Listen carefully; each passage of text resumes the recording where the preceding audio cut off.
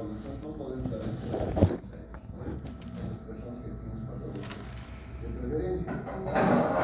Claro que si llega, digamos, un ejecutivo y le dice cloramfenicol solamente puede dar, y es un paciente que tenga diabetes, el cloramfenicol, algo que hay después, ¿no? Y ahí está tetra y cloramfenicol. Hablar de tetraciclinas es hablar de un medicamento, y ese medicamento se llama doxiciclina. La doxiciclina. Ese es el medicamento estrella, la doxiciclina. Entonces la doxiciclina te cubre gran positivo, gran negativo, te cubre atípicos y te cubre inquietos. La doxiciclina, ¿por qué tiene su importancia la doxiciclina? Porque viene un paciente y te dice, doc, estoy orinando turbio, tinto, me duele al orinar, doc. Y diagnóstico, ¿cuál es tu diagnóstico?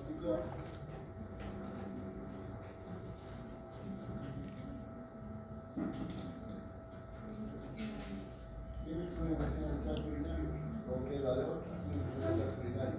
Y si te dice, doc, he tenido este año más de 3 infecciones de vías urinarias en el año, doc, que eran la sexta, tu diagnóstico, ¿cuál es?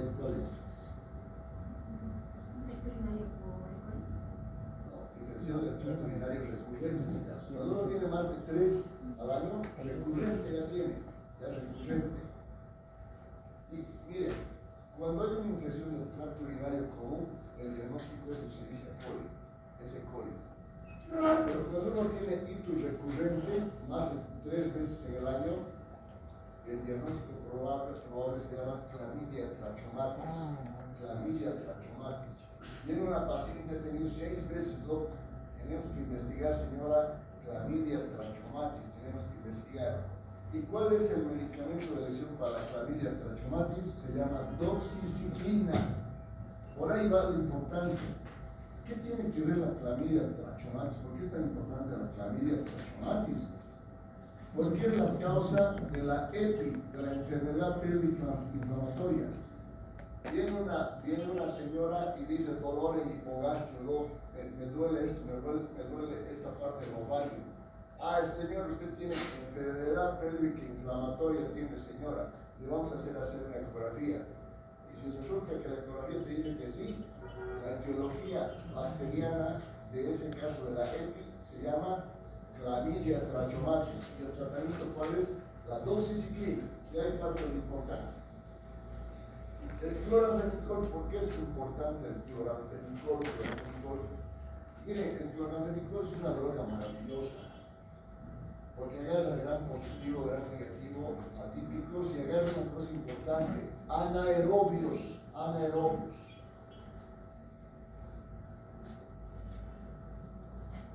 Antes, si decíamos fiebre tifoidea, decíamos cloramfenicol, ahora ya no, porque es resistente. Y como el cloramfenicol produce alteraciones medulares, aplasia y displasia medular, ya no se está utilizando mucho el cloramfenicol. Solamente en patologías, lo que dice es la única alternativa, recién se utiliza. ¿Listo? Y una de las fundamentales que se utiliza en una etiología que es, a ver si saben ustedes, el agente etiológico es meningococo, Haemophilus influenza y neumococo. ¿De qué estamos hablando?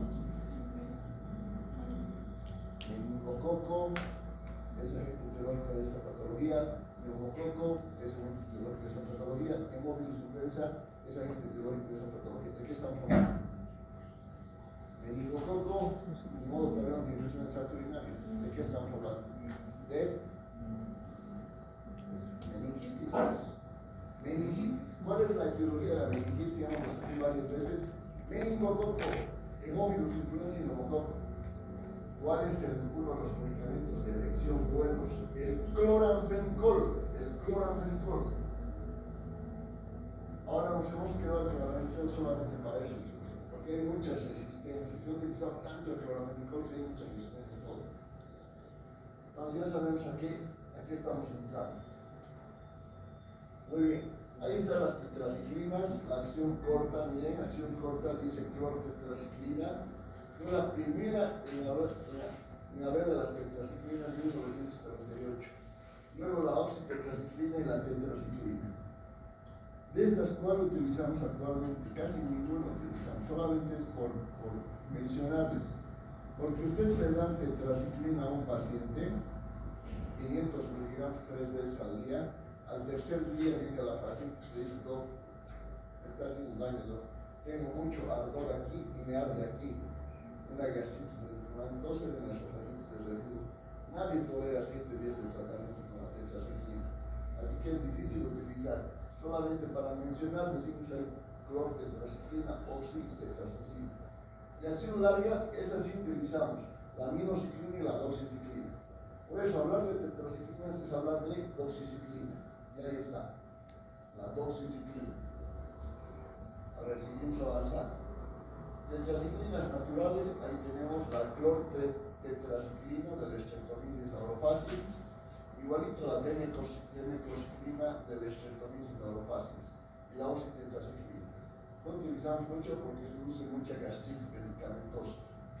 Las semisintéticas, miren, tenemos hartas: la tetraciclina, la betaciclina, la doxiciclina, la aminociclina, la limeciclina, la rolitetraciclina y la tileciclina. ¿Cuál utilizamos actualmente?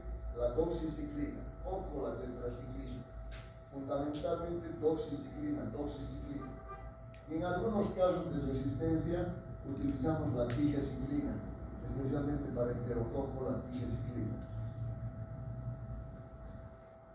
Aquí tenemos la clasificación: vida media corta de 6 a 8 horas, la clortetraciclina, la oxi y la tetraciclina. Clor, oxi y tetraciclina 6 a 8 horas. Vida media intermedia, demeclociclina y metaciclina. Y las que utilizamos más es la vida media larga, 16 a 18 horas, la doxiciclina y la aminociclina. Fundamentalmente doxiciclina. Espectro de acción: ¿sobre qué actúa la doxiciclina? Gram positivo, gram negativo, atríbitos y ¿qué más? ¿Cuál? Las riquezas también, las riquezas. Ahí tenemos Staphylococcus aureus, neumococcus, gram positivos, gram negativos, Bruxellia, gonococo, Haemophilus influenza, Borrelia. Ameba también utilizamos. Riquezas, micoplasma y clamidia hemos dicho. A ver, aquí veremos. Porcentaje de susceptibilidad del MIC. Miren una cosa interesante de las tetraciclinas, especialmente la doxiciclina. Miren, el Streptococcus pyogenes tiene 89% de susceptibilidad. Su MIC en microgramos es de 4, tiene buena sensibilidad. Su MIC es de 4, bien está. El Streptococcus pneumoniae, utilizamos la doxiciclina, la tetraciclina, claro que sí. Miren su MIC, es de 2 microgramos por ml. Por tanto, su grado de susceptibilidad es del 94.6%. Entonces, bueno, con una concentración inhibitoria mínima baja, podemos matar al Streptococcus pyogenes y al Streptococcus pneumoniae. Miren el porcentaje de susceptibilidad del Staphylococcus aureus meticilina sensible. Es de un 95%. Su MIC, ¿cuánto es? 2. Excelente. Miren el Staphylococcus aureus meticilina resistente. 93% su MIC es de 2. Por tanto, la doxiciclina y la tetraciclina se utiliza en gram positivos, se utiliza en Streptococcus, sí. Se puede utilizar en Staphylococcus aureus meticilina resistente, sí se puede utilizar, pero generalmente se utiliza solamente para piel y tejidos blandos, nada más. Porque pensar en utilizar en un choque séptico tetraciclina o doxiciclina, donde un paciente ya está, ya hay una bacteremia, hay una localización en foco neumónico, o hay una localización en cualquier otro no utilizamos. Para eso utilizamos la vancomicina, la otro medicamento. Solamente estamos hablando de la cepa marcha en piel y tejidos blandos, nada más. ¿Listo? Ya está. Miren, para el enterococcus fecalis, la doxiciclina y la tetraciclina, miren, su MIC es de 8 microgramos, no es tan sensible, no se utilizan para enterococo. Entonces, conclusión: estos medicamentos podemos utilizar para gram positivos, sí, para Streptococcus pneumoniae, Streptococcus pyogenes, todos. Estafilococo podemos utilizar utilizar? Sí. Aureus meticilina sensible, sí. Aureus meticilina resistente, sí, pero para piel y tejidos blandos. Enterococo, estreptococo mecánicos podemos utilizar, no, porque hace resistencia. No se puede utilizar para enterococo. Y está listo y está bien claro. Nuevamente, vemos, miren, la cepa de estafilococo, aureus meticilina sensible, sí. Estafilococo meticilina resistente, sí, pero tejidos blandos. Para gram negativos podemos utilizar, claro, para hemovirus, influenza, para Escherichia coli, para Shigella, para Salmonella, sí. Podemos utilizar la tetraciclina para Pseudomonas aeruginosa, no es resistente. Y estamos hablando de los dos grupos que hoy vamos a estudiar. Las tetraciclinas y el cloramfenicol, los dos son resistentes a Pseudomonas aeruginosa. Resistente a Pseudomonas aeruginosa. ¿Listo? Perfecto. Tal vez hacer una cosa importante, hacer una cátedra. Aquí ya sabemos que agarra a gram negativos, pero ahí podemos mencionar al Helicobacter pylori también agarra las tetraciclinas y al Plasmodium también agarra las tetraciclinas. Pero claro, hablar de Plasmodium es hablar de clorofílico, imagina, ¿no? ¿Quién va a utilizar tetraciclinas? Cabe en el examen, preguntan siempre. Las tetraciclinas son para el plasmodium. ¿Para qué preguntamos eso? ¿Qué vamos a hacer? Entonces, quieren preguntar, ¿qué voy a hacer? Las tetraciclinas se utilizan para plasmodium. Sí, se utilizan para plasmodium. ¿Quién va a utilizar? Si cloractina, la ivermectina, son bajísimos para plasmodium, no vas a utilizar la tetraciclina. Nada que ver, pero yo les pongo por cuál. Ahí van a preguntar. Igual el Helicobacter pylori, ¿no ven? Hemos dicho la amoxicilina, la claritromicina, la primera elección, la levofloxacina, la ciprofloxacina. La tetraciclina casi no se utiliza para el Helicobacter pylori, pero puede utilizar el Helicobacter pylori, sí se puede utilizar. El Helicobacter pylori plasmodium sí. Un dato interesante, la tigenciclina, de las ciclinas, puede utilizarse para el enterococo, sí. Tiene buena susceptibilidad para enterococo, porque hemos dicho que la doxiciclina y las tetraciclinas no son susceptibles a enterococo, ¿no ven? Acabo de decirles. Pero la tigenciclina, que pertenece a este grupo, sí se utiliza para enterococo, para cinetobaces y bacteroides. Nos anotamos entonces. Todas las tetraciclinas no sirven para enterococo. ¿Cuál sirve? La tigenciclina. Enterococo, Acinetobacter y bacteroides fragilis. Nada más que quedar con agua. Yo no puedo olvidar toditos. ¿No? Vamos. Bien. Muy bien. Enterococo, Acinetobacter, Baumannii y bacteroides fragilis. ¿Cuál utilizas? La tigenciclina de referencia. Listo. Mecanismo de acción de la tetraciclina, ya hemos dicho, inhibición de la subunidad 30S del ribosoma bacteriano. Luego me van a indicar ustedes qué es el transporte activo, ¿no? Mediante las porinas, se mete mediante las porinas. Ahí está la membrana celular de las bacterias y se mete mediante unos canales que se llaman porinas. Las porinas se actúan inhibiendo al 30S fundamentalmente. Es la forma de la tetraciclina. Ahí está la subunidad 50S, ¿no ven? Ahí está la 50S y la 30S. Aquí está la subunidad 50S y la 30S. Aquí está el RNA mensajero. Este va a recoger la información de lo que le dé. La 50S y la 30S se reúnen gracias a una parte que se llama A y la otra la P. La A y la P. Entonces viene la información por la A y la P y ¿quién da la información finalmente? El RNA de transferencia. El RNA de transferencia, lo que ocurre en esta P y en esta A, la pasa esta información aquí al RNA mensajero. Este es el que va a traducir la información para formar proteínas. Pero ¿qué pasa con las tetraciclinas? Inhiben a la 30S. Por tanto, ya no se produce pues la información, especialmente en la parte A. esta 37 tiene que dar información a la parte A. Y esta A con esta B se unen y dan la información al ARN mensajero.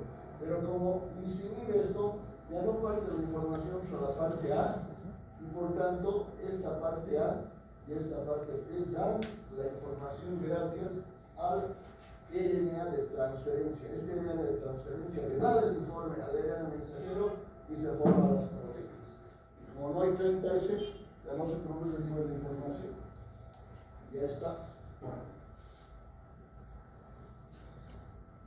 ¿Qué más?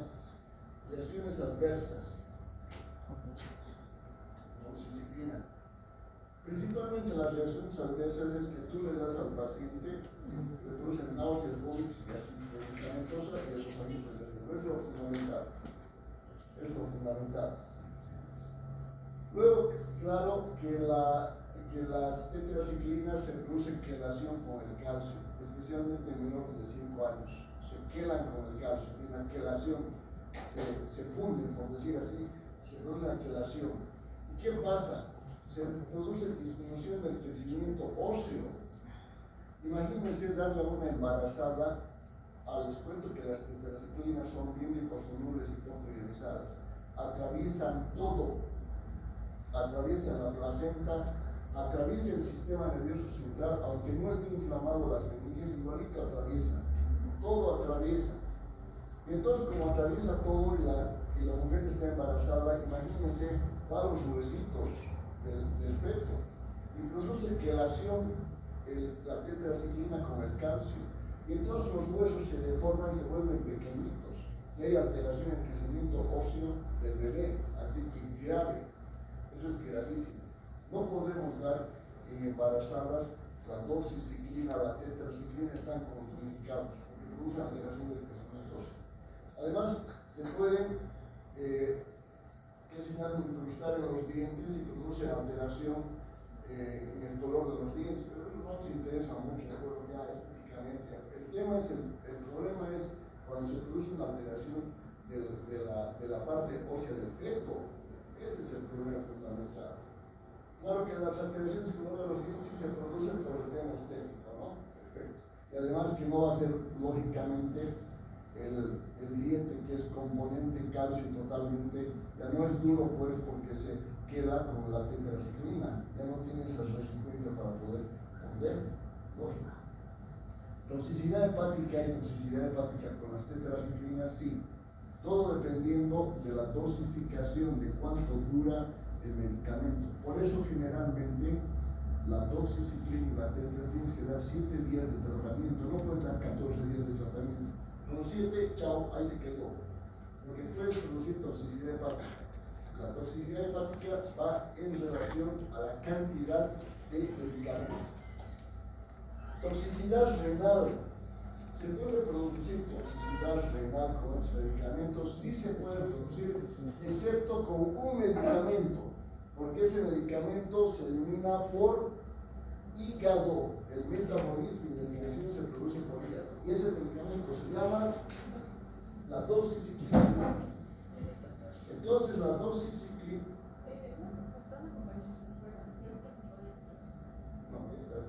Doxiciclina entonces, ¿no? Entonces, la toxicidad renal se produce por todos exceptuando la doxiciclina. Es el único medicamento que podemos dar en insuficiencia renal, la doxiciclina. Quelación, ahí está, tetraciclina, calcio, interfiere con el desarrollo normal de los dientes. Ahí están los dientes, color de leche. Efectos adversos, fundamentalmente náuseas, vómitos, ¿no?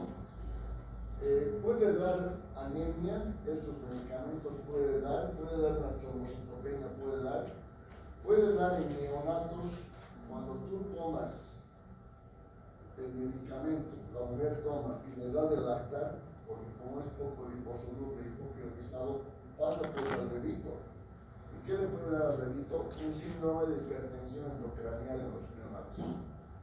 Así que el síndrome de hipertensión endocranial es grave porque no podemos dar este medicamento. En embarazo no podemos dar. Y el crecimiento óseo que hemos visto no podemos dar. Puede haber pericarditis, en algunos casos puede haber toxicidad hepática, renal. Miren, una cosa interesante, diabetes insípida nefrógena con la D-metrociclina. La D-metrociclina produce diabetes insípida nefrógena. Miren qué interesante, esta D-metrociclina lo produce diabetes insípida. ¿Qué es la diabetes insípida? Que es el origen de la hormona antidiurética. Entonces, miren qué interesante, se utiliza para síndrome de secreción inapropiada de hormona antidiurética. Raros son los medicamentos para el síndrome de secreción inapropiada de hormona antidiurética. ¿Y qué medicamento podemos utilizar? La D-metrociclina. Interesante, síndrome de secreción inapropiada de hormona antidiurética.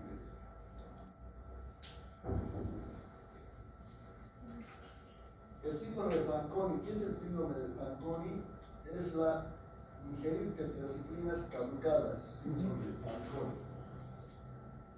¿Qué es el síndrome de Fanconi? Náuseas, vómitos, poliuria tiene el paciente, polidipsia tiene el paciente, proteinuria tiene el paciente, proteinuria.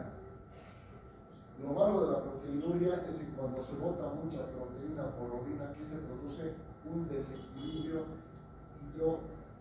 hidroelectrolítico y hidroestático. Se produce una alteración y puede producir insuficiencia renal. Por eso los pacientes diabéticos cuidamos mucho de que no haya proteinuria, porque produce una alteración renal. El síndrome de Fanconi produce proteinuria, puede ir a una insuficiencia renal. Entonces, síndrome de Fanconi, tetraciclina caducada, poliuria, polidipsia, proteinuria, acidosis, glucosuria y aminoaciduria. Claro, la proteinuria va a producir una alteración del sistema renal y va a producir una glucosuria. ¿Y qué va a producir? Que se desprendan también aminoácidos, ¿no? Es el síndrome de Fanconi.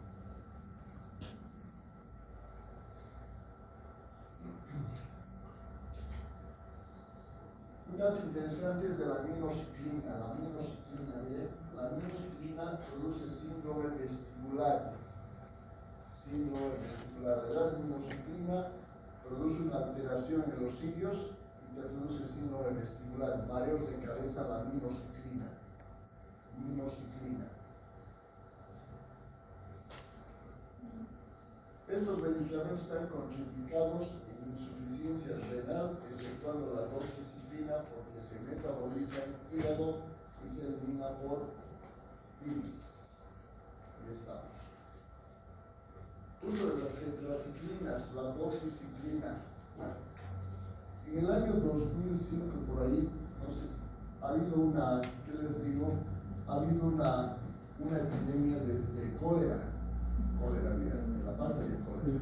Porque los hospitales llenos de cólera, están países con cólera.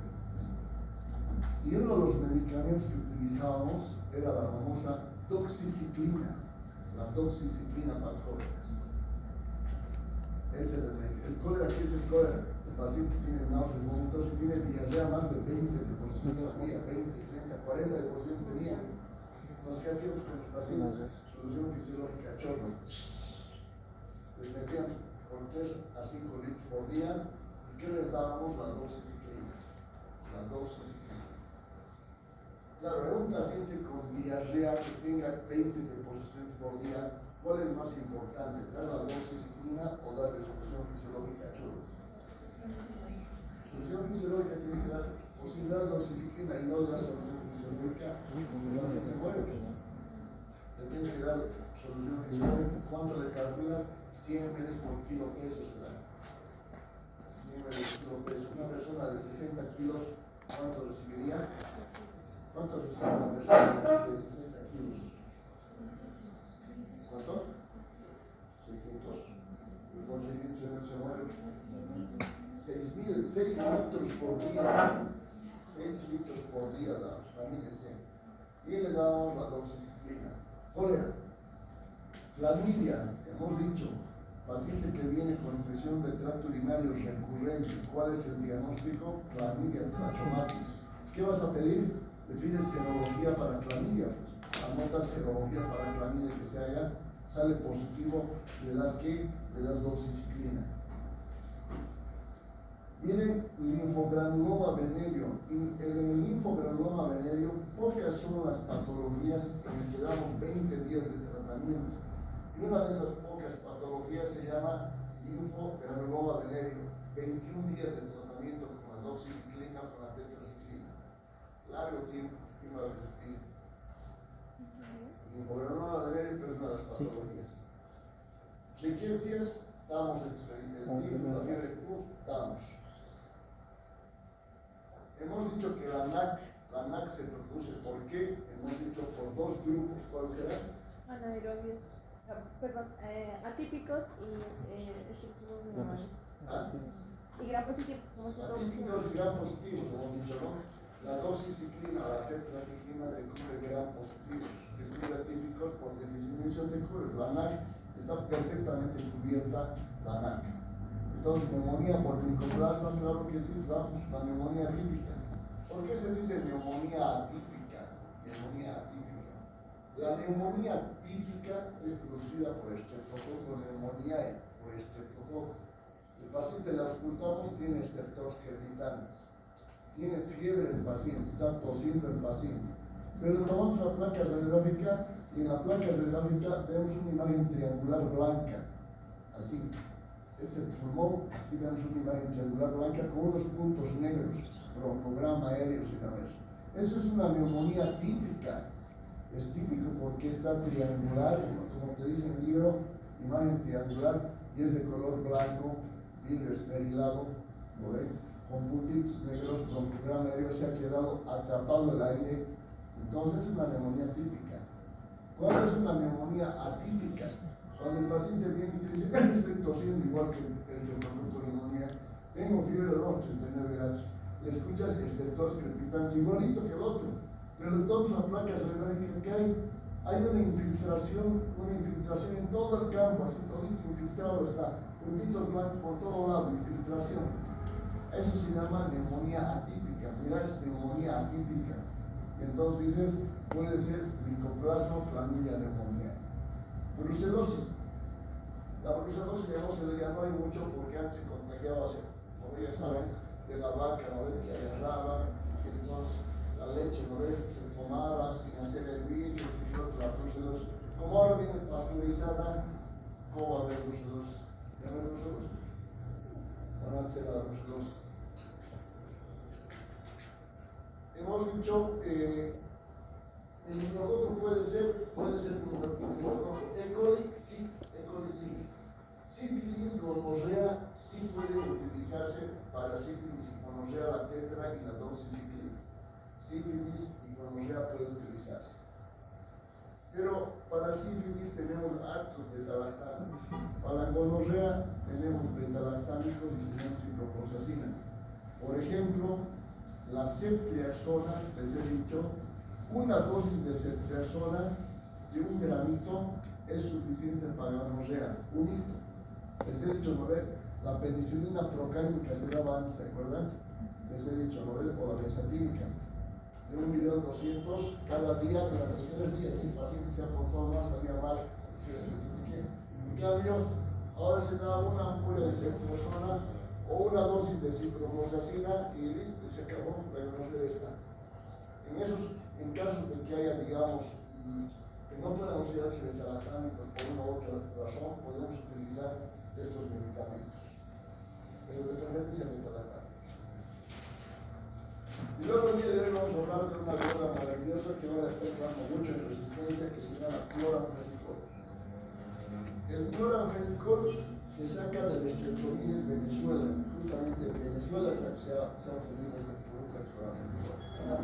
Y hay un país en el mundo que por primera vez se ha utilizado el cloranfenicol. ¿Dónde se ha utilizado por primera vez el cloranfenicol? Por primera vez, ¿dónde se ha utilizado el cloranfenicol?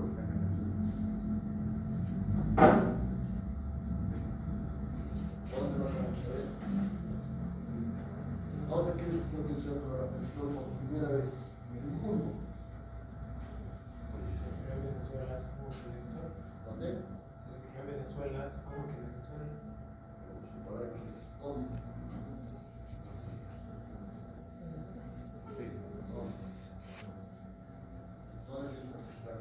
Rusia.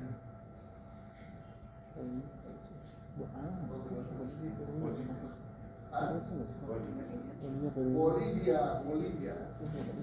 Y lo dice eso en Wilma y Gilman. En la edición 12 habla de la edición de Wilma y Gilman y dice: el cloramfenicol desde el dominio de Venezuela se utilizó por primera vez en Bolivia.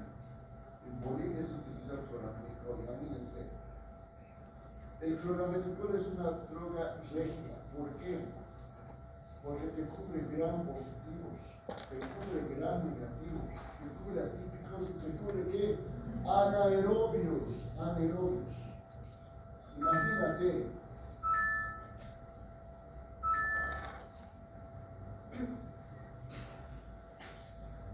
Si tú quieres utilizar en cualquier patología de la boca al ano, ponte una perforación appendicular, ¿qué opinas del cloramfenicol? Te cubre todo.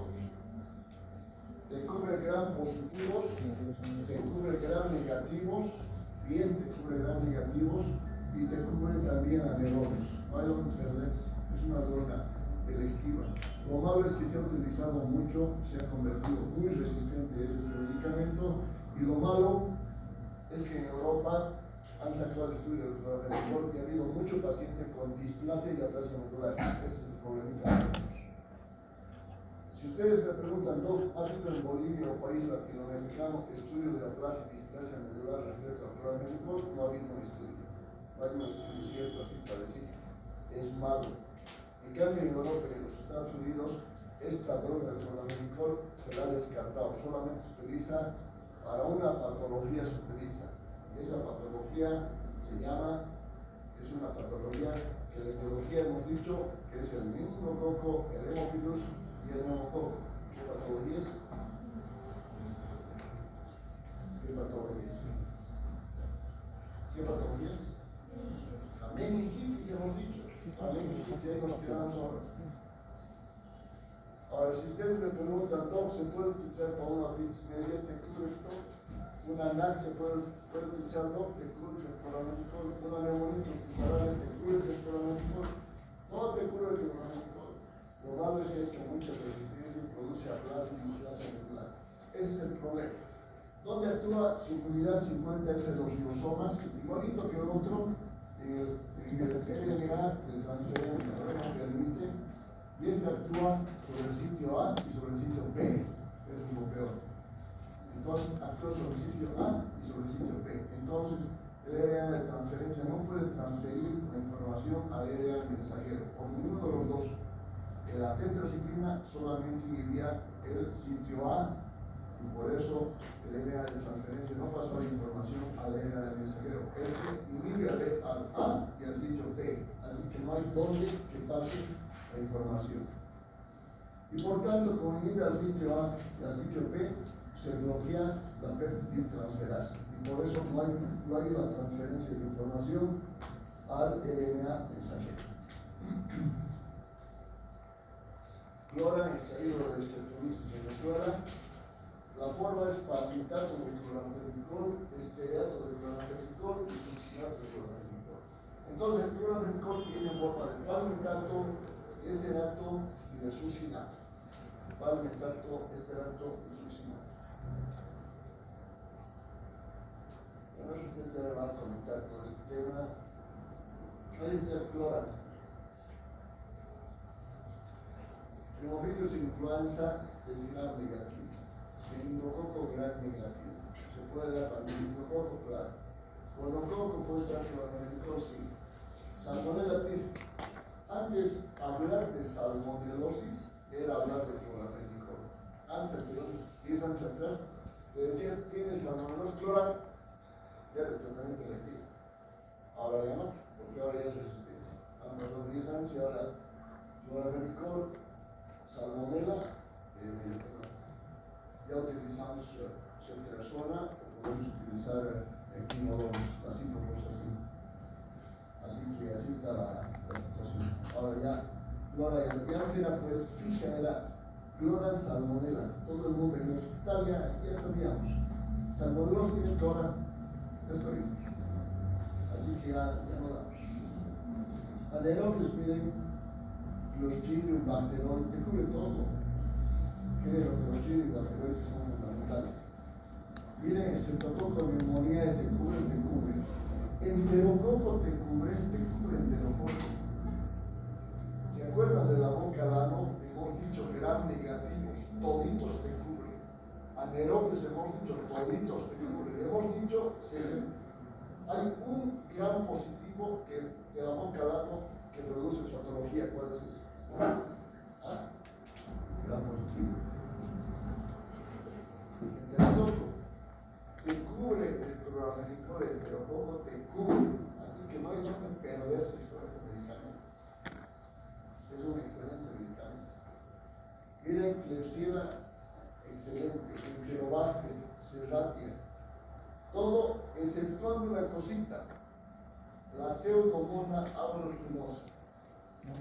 Hemos dicho que la doxiciclina no cubre Pseudomonas aeruginosa y el cloran tampoco te cubre la Pseudomonas aeruginosa. Eso es lo único malo del clorafenicol. Te cubre gran positivo, gran negativo, anaerobio, te cubre atípico, pero no te cubre la Pseudomonas aeruginosa. Ese es el pequeño problema del clorafenicol. Decir Pseudomonas aeruginosa es decir que dedicamos.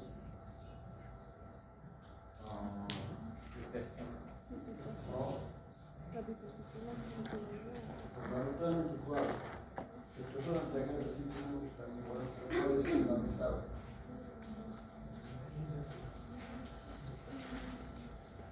Ahora hemos dicho, ¿cuál es? La septacidina. Fiebre antes de la fiebre tifoidea. Antes de la salmonelosis y el fiebre tifoidea. Y había unas reglas, se decía la regla de oro. Siempre ibas al hospital y te decía, la regla de oro no te olvides, utilizar clorafenicol en la salmonelosis. La regla de oro era no más de 3 gramos por día y no más de 30 gramos en todo el tratamiento. Esa era la regla de oro. No puedes dar más de 3 gramos y no puedes dar más de 30 gramos. ¿Por qué? Porque se producía displasia medular. La displasia medular. ¿Qué es la displasia medular? Le dabas más de 3 gramos al paciente y te aparecía anemia, leucopenia y trombocitopenia te aparecía. Era una displasia medular. El tratamiento para una displasia medular es, ¿cuál es? Le das clorafenicol más de 3 gramos, o si no todo el tratamiento más de 30 gramos. ¿Cuál es el tratamiento para una displasia medular? ¿Cuál es?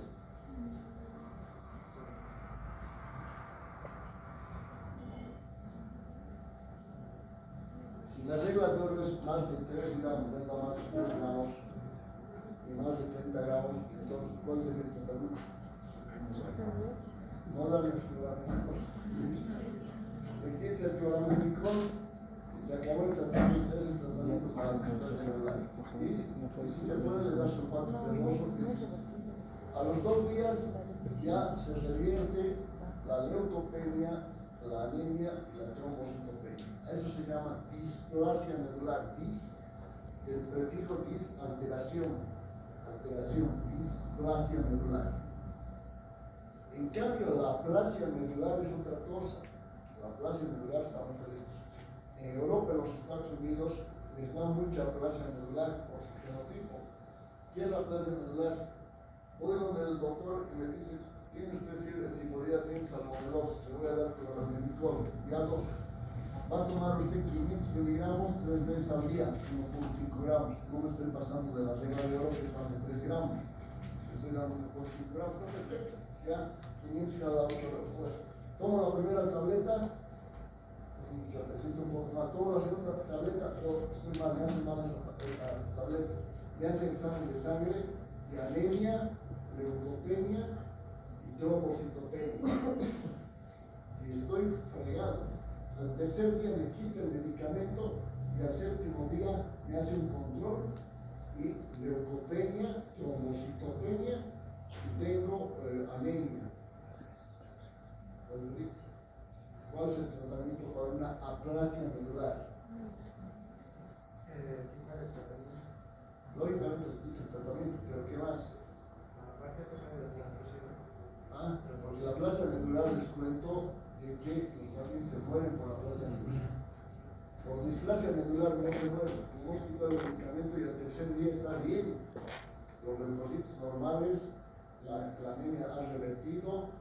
que están normales.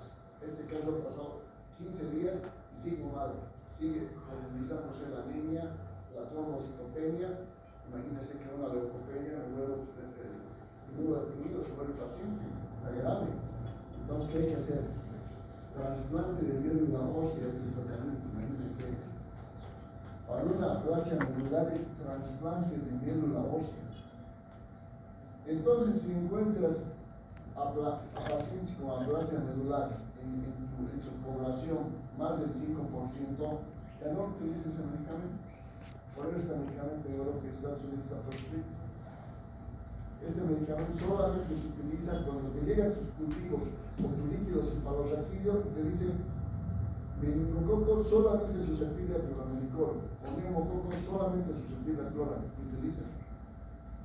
Pero si no, la posibilidad de la plaza medular es altísima. Y no utilizamos. Ahí está la depresión medular, dosis dependiente, y hemos dicho eso es una displasia medular. Otra cosa interesante, aparte de la displasia, que es por mucho medicamento, la aplasia medular es por tipo genotipo, por alteración genotípica. La otra es la anemia hemolítica por déficit de glucosa 6-fosfato deshidrogenasa. Entonces, ¿cuáles son las reacciones adversas más comunes del cloramidicol? La displasia medular por mucha dosificación, la aplasia medular por alteración genotípica y otra alteración genotípica, la anemia hemolítica por el déficit de glucosa 6-fosfato deshidrogenasa. Entonces, tenemos tres cosas, ¿no? Aplasia, displasia y anemia hemolítica. ¿Sí? Listo, esto ya lo sabemos, anemia plástica. Entonces, ¿qué más?